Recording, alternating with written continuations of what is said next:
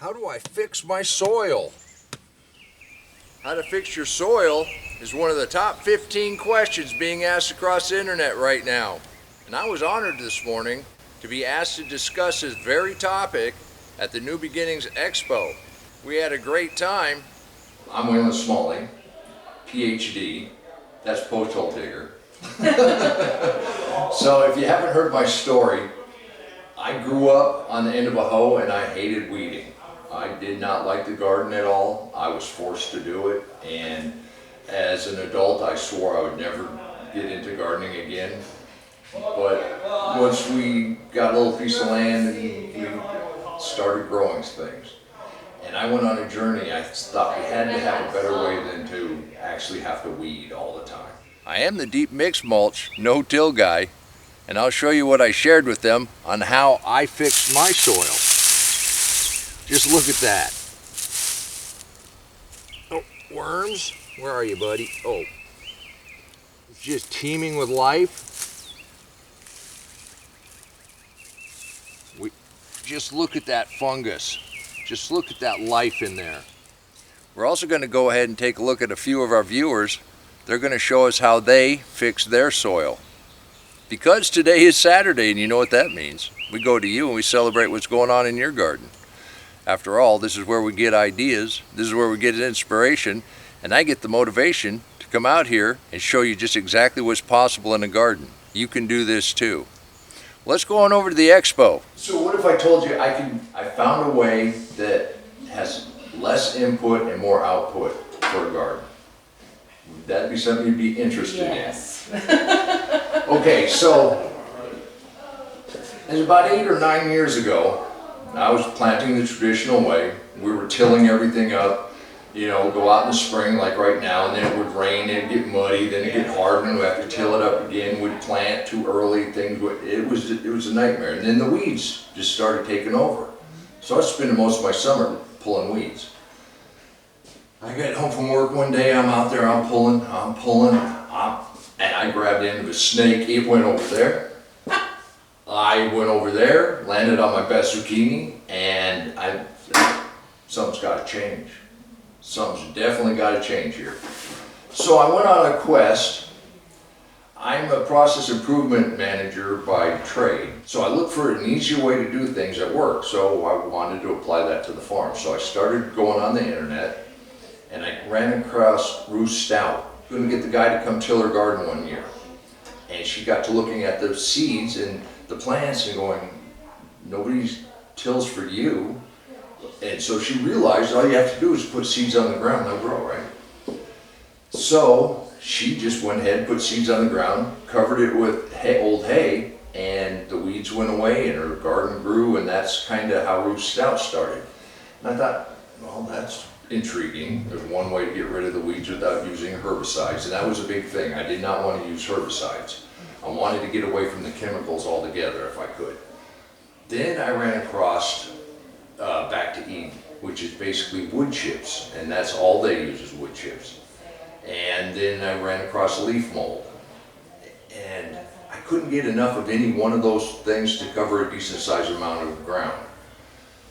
So I started piling up the leaves that first year. I thought, okay, this looks like this should work. You cover the ground, by theory, the weeds don't grow. And that's all I knew. We'll see how this works. So I have to rake anyhow. So I'm raking up the leaves, I'm just piling it on the ground. My wife comes out and says, "You're gonna burn that off?" I'm not burning anything off, this will work. She's like, "I'm not walking out there." Because you pile it up about, a foot. I mean, you pile it up deep. That's where the deep mulch comes in. This is how this works. The ground started to improve, and I was like, I wanted to know why this actually works. And then I ran across a lady named Elaine Ingham out of Colorado. And she did her studies on the life in the soil. And the root of it is the earth is made up of rock, different sized particles, sand, silt, and clay. And then the government has this triangle: sandy silt, silty clay, clay, loam, all that. But basically, dirt is just different sized particles of rock. Plants can't eat rock. How do plants get minerals out in nature? Well, Elaine Ingham identified that there's microlife going on underneath the soil. So that microlife interacts with the plants. They make enzymes, they break down the minerals out of the rocks. Then other critters come by and eat them and do their business and make it plant available. The plants then take it up. So there's a whole symbiotic relationship between the plant roots and the life in the soil. What I discovered by putting the mulch on top, we're creating an environment for that life to thrive. And when that life is thriving, your plants thrive. You don't have to put down any fertilizer. The ground is full of fertilizer. They say, well, my ground is clay. But when you put mulch on it, that clay is the smallest particle there is. That bacteria and fungus interacts with that clay, provides the minerals that are in that clay to your plants. It's a wonderful little system. Yeah, and I keep telling you, the hardest work you're ever going to do in a deep mixed mulch garden is harvest. After Bruce went ahead and improved his soil, his food forest is just thriving. Maylin, she's got some carrots. Look at everything else that's coming on, including this pineapple. And that moringa, that's another one of those superfoods. We're going to try to get one going here, but I'm going to have to put it in a container so I can bring it in the house. It doesn't do well in the colder zones, but it is a superfood. And just check out their helper. Maylin, keep your dad in line. Bruce, we sure appreciate you sharing what's going on in your garden, giving us all something to look forward to. And we had a storm come across yesterday, and I think the last of that cold is about done. I'm forecast to be in the 60s at night, 80s in the day going forward. We just got our peppers put in, and we're going to start planting those tomatoes here pretty quick. But let's get back to the expo. So I'm like, okay, this works. Now I kind of have the basic understanding about why it works. So let's just keep putting mulch down. But like I said, I couldn't get enough of any one kind. So what I did is I started mixing it together. I put leaves here, there, wherever, and then I'd run out of leaves. And then electric line guys would come down the road and they'd leave, and I'd ask them to leave their wood chips, and then I put that in. And then as I mixed it together, I realized as long as it's organic on top, it doesn't matter if it's leaves or if it's wood chips or if it's hay or if it's lawn clippings or if it's kitchen scraps. It doesn't matter, it's all organic. As long as it was living at one point, you can use it to cover your garden. The key is to put it at least 4 inches thick as a minimum as a weed barrier. But when you put it, as you do this, I found, you put it down heavy, okay, it's like a book. How many pages does it take to make 4 inches? Okay, so that's like a 250-page book. It'd take a few of those. How many leaves? The leaves are about the size of a page, right? So how many leaves do you need? So you pile it up like this, it breaks down to about 4 inches. You don't want to just take it, put it down and then pack it down because you want to have air in there. You want to have that aerobic. As long as you have air in there, that's the environment that's beneficial to the microbes that you want to have in your garden. If it gets packed down, then it'll get slimy, it becomes anaerobic, and then you have bad bacteria and bad fungus, and that's where disease comes in your plants. So by mulching, you're actually creating an environment for less disease in your garden also. So you don't have to worry about tomato blight as an example. So we've been growing tomatoes in the same spot for 5 years, and we've not had any blight. And I'll give you another benefit here in just a second, because they grow and produce tomatoes through Oklahoma summer. In August, I got tomatoes. Everybody else's tomatoes have shriveled up, their plant flowers aren't producing. I found that the mulch moderates the temperature of the soil. By moderating the temperature of the soil, the roots are happy. The roots love the sun. They don't care how hot it is outside as long as their roots aren't cooking. And a tilled garden, if you put a thermometer in a tilled garden, it can get up to 120, 130 degrees on that surface level. I've taken the candy thermometer, got in trouble for it, but I've taken the candy thermometer out of the house, pulled that mulch back on a 103-degree day, stuck it in the soil, and it was about 80 degrees. The plants are doing just fine, and when I did that, you could also see how moist that soil was. So it prevents evaporation, moderates the temperature of the soil, and just creates a habitat for the roots and the life in the soil that's bringing all that nutrients to the plants. So I'm a big advocate of deep mulch. And then you plant like normal. Now, this is one big question I get all the time. It's like, okay, if you got mulch and it's thick, how do you plant in deep mulch? I use a pitchfork because it's about this wide, and I open it up. I take it, just move that mulch out of the way, just throw it out with the pitchfork, and that also mixes it together. Take it down to bare soil, then you plant like normal. If it's your seed, you plant just like you normally plant your seeds.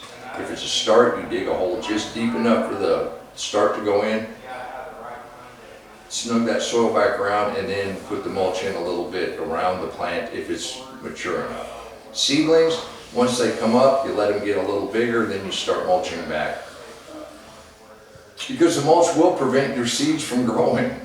If you put your seeds down, put 4 inches back on top, it's just like smothering out the seed bank that's already there. Now Eddie's got some beautiful roses blooming. He's harvested his first radishes, and his peppers are going to go out this week. And just look at that grape. It's fully leafed out, and it should be able to produce some really nice clusters for him. Eddie, sharing what's going on in your garden. Now back at the expo, we did get some questions about raised beds and hugelkulturs.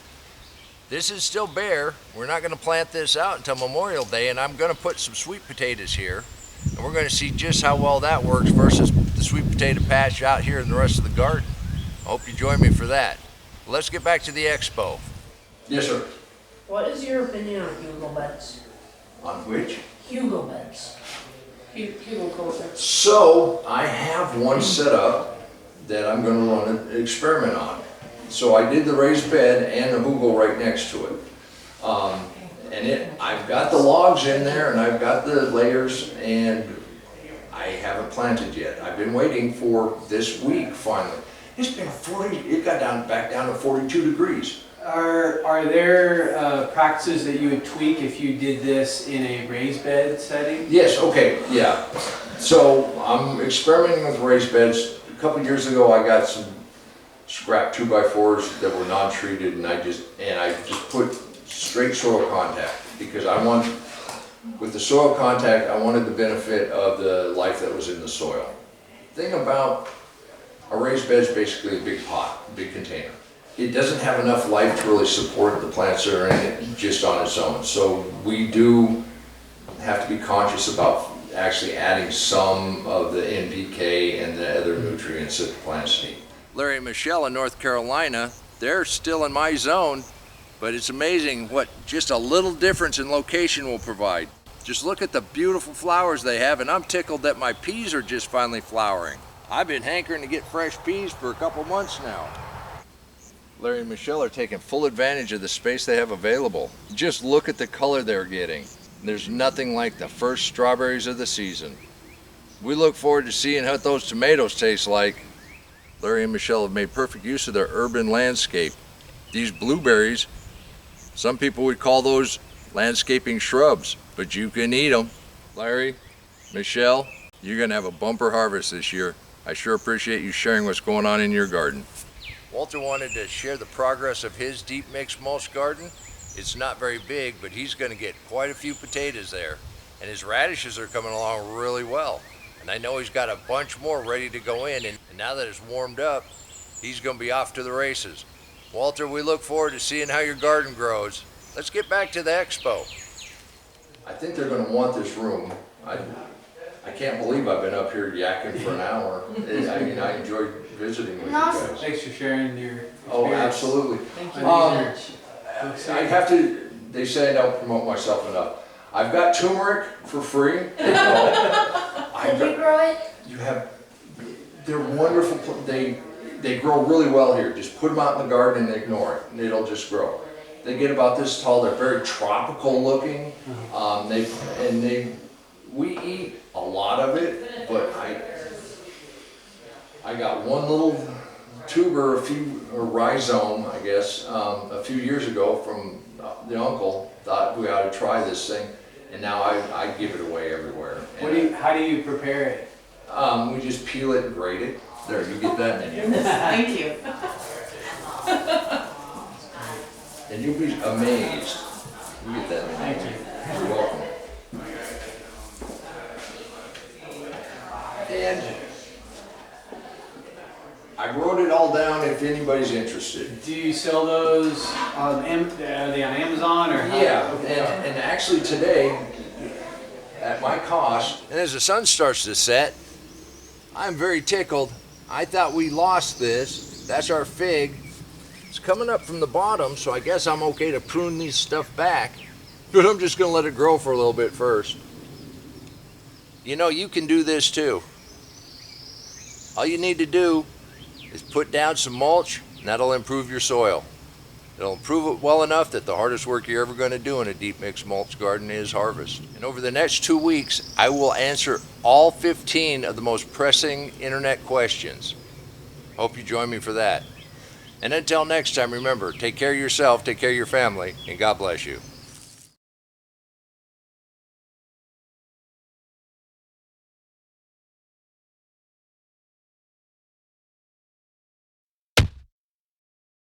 Come on, let's plant. Let's go plant garden.